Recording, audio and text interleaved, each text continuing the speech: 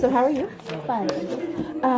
Well, first of all, I enjoyed your lesson over Thank the you. fruits and vegetables. I thought that you did a great job with it. How do you think the lesson went? I think the kids enjoyed it, Yeah. because they were able to apply the vocabulary of common things that they use every day. Yes. Okay. I thought so too.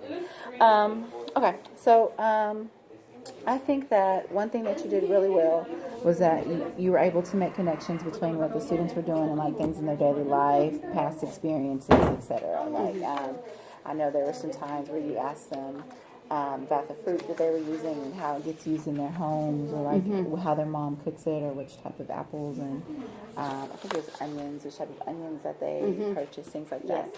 Able to make connections. So how do you kind of differentiate your lessons, and how do you change your lessons to their different like learning styles and their different needs to make sure that they're all understanding what it is that you're teaching? Well, after I do the PowerPoint, which is usually how I present vocabulary, then we take that vocabulary and we do a writing activity. Right. We do speaking activity. Okay. Then they'll do reading, maybe a short book, more like on elementary level. Sometimes they do poems and pairs, and then they'll have like a activity where they have to stand up like the skits, or just a conversation, Yeah. etc. And this one you said it was the restaurant. Is that something that you've done in the past? Yes, I've done it. How does every that year. work out? I thought They that was love it. cool. Yeah. They love it. When I heard you say that, I was like, that's a good idea. Do they get nervous about that? They do, but I let the restaurant know ahead of time what I'm doing, so they're on board. Okay.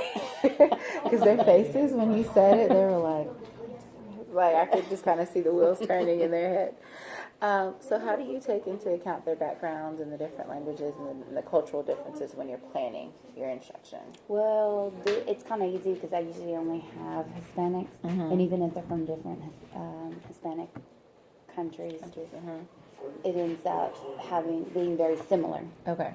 So I haven't really had to do a lot of They different have things for similar different kids. experiences in most cases. Exactly. Okay, that's good. So the one thing that I did see that I have a question about is something to get the kids engaged in a more higher level thinking, because I think everything was, and I know it was an introduction of vocabulary that day, so it was kind of like, well, what is this, and what is your favorite fruit, or which fruit do you not like, questions like that. How could you move your lessons from more into a higher level of questioning? Like, what do you think you could do to get them to that point in that same class period versus it being like 2 or 3 class periods later? In the same class period, I think I would actually have to think about that, like if it was food. Yeah, I know. If it was something else, I'm not sure, because, like, for example, to get them to the hard thinking is when we do our menu. Because then And what do we they have do to with the plan. menu?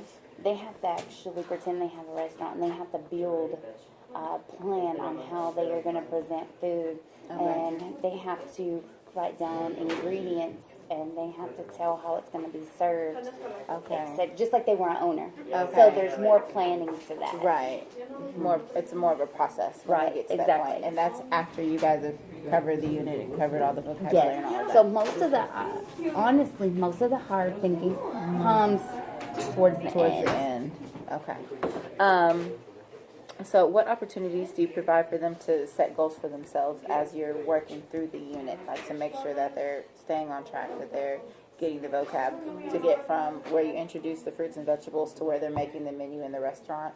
Do they have like check-ins? Do they have, Well, they do the journals every day. Okay. And every day while we're in a certain lesson, they will have a question about food. Okay. And so I read those on a daily basis. Okay. Plus, I give little quizzes here and there Okay.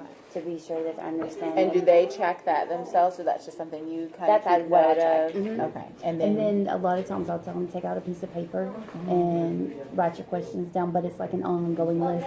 So it's not Okay. just for a one class period. okay. So they just keep a running list of things that they're confused about or things that they have questions about, and then you check in with them through the quizzes and make them good. Okay. All right, sounds good. I thought your lesson was great. I think that the kids were engaged. I did notice that like all of them participated. You had each of them speak up. You had each of them share their writings. You had them turn and ask the neighbor a question. So there were several different types of engagement.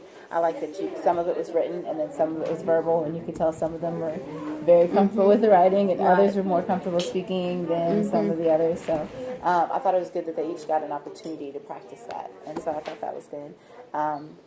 I know it's hard with that vocabulary, but just figuring out a way to get them, doing some more higher level thinking, whether it's comparing the fruits or maybe it's classifying them, by size, something like that. I think that would be something good to incorporate into the lesson. But I thought it was great. Other than that, I look forward to coming and watching. Thank you. I appreciate it. Thanks.